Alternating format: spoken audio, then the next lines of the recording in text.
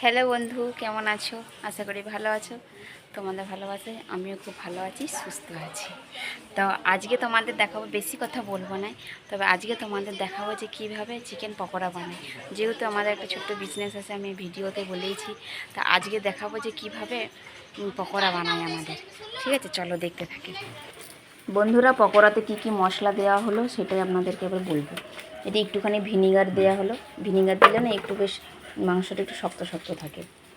আর এটা দেওয়া হচ্ছে ভাজা মশলা, জিরে, চন্দনী, ধনে, মৌরি, এগুলোকে হালকা করে ভেজে গুঁড়িয়ে রেখেছি ওটা কোটোতে, সেই মশলাটাই দেওয়া হলো। আর এবারে দেওয়া হচ্ছে লঙ্কা গুঁড়ো। লঙ্কা গুঁড়ো একটু বেশি দেওয়া পরিমাণে দেওয়া হচ্ছে, যে একটু যেন ঝাল ঝাল, পকোড়া একটু ঝাল ঝাল না হলে তো ভালোও লাগবে না।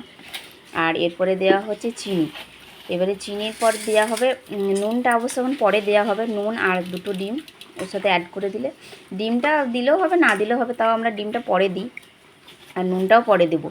তারপরে দেওয়া হচ্ছে বেকিং পাউডার।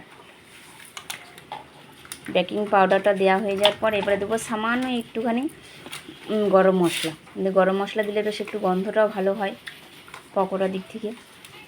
আর গরম মশলা যে এখানে শুধু না, একটু তরকারিতে দিলেও ভালো লাগে।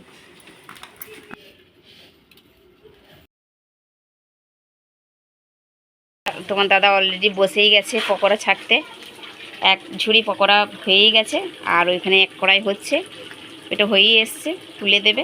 আর এখানে হচ্ছে যে পকোড়ার যে মশলাটা মাখিয়ে রেখেছে, এটা আর বেশি নাই, হয়তো আর 2 কড়াইয়ের মতন হবে। তা কেমন হচ্ছে বন্ধুরা পকোড়াগুলো একটু প্লিজ জানিও কমেন্টে। আর কিন্তু সাবস্ক্রাইব করতে কিন্তু ভুলো না। এই ভিডিওটা এখানেই পর্যন্ত। টাটা বন্ধুরা, আবার দেখা হচ্ছে পরের ভিডিওতে।